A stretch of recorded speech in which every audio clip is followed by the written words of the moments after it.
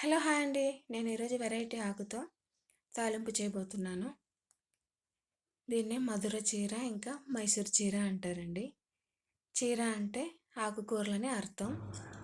దీని వెనకాల కూడా పువ్వులు చూడండి ఎంత బాగున్నాయో. ఇంకా వీటి నుండి ఆకులని సపరేట్ చేసుకోవాలి.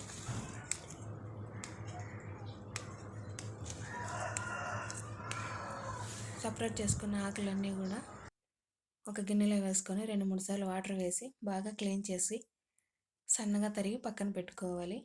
వీటి కాడలను కూడా భూమిలో నాటుకోవచ్చండి. కట్ చేసి పెట్టుకున్న ఆకుకూరలో సన్నగా తరిగిన పచ్చిమిర్చి, వెల్లుల్లి వేసుకోవాలి.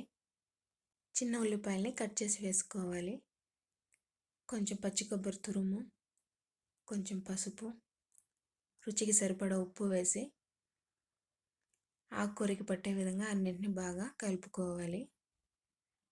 ఈ ఆకుకూర చాలా టేస్టీగా ఉంటుందండి. అన్నీ కూడా బాగా కలుపుకున్న తర్వాత స్టవ్ వెలిగించి ఒక పాత్ర పెట్టుకొని కొంచెం కొబ్బరి నూనె వేసుకొని ఆవాలు వేసుకొని కరివేపాకు వేసుకోవాలి. కలిపి పెట్టుకున్న ఆకుకూర మిశ్రమాన్ని అందులో వేసుకొని కొంచెం వాటర్ వేసి మూత పెట్టి ఆకుకూరని ఉడికించుకోవాలి. ఈ ఆకుకూర చాలా త్వరగానే ఉడికిపోతుందండి. 5 నిమిషాల్లోనే ఆకుకూర ఉడికిపోయింది. ఇందులో కొంచెం చెమ్మ ఉంటుంది కాబట్టి మంటని సిమ్లో ఉంచి మూత వేయకుండా ఇలా కలుపుకుంటూ ఉండాలి.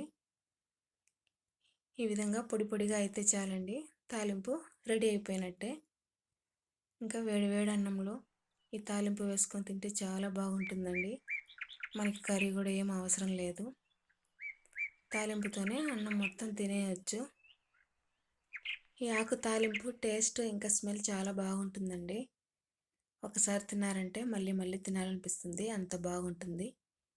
ఈ ఆకుకూర హెల్త్ కూడా చాలా మంచిది. వీటి లేత ఆకులతో కర్రీ కూడా చేస్తారండి, అది కూడా చాలా బాగుంటుంది. నా వీడియోస్ మీకు నచ్చినట్లయితే లైక్ చేయండి, షేర్ చేయండి, సబ్స్క్రైబ్ చేసుకోండి. Thank you for watching.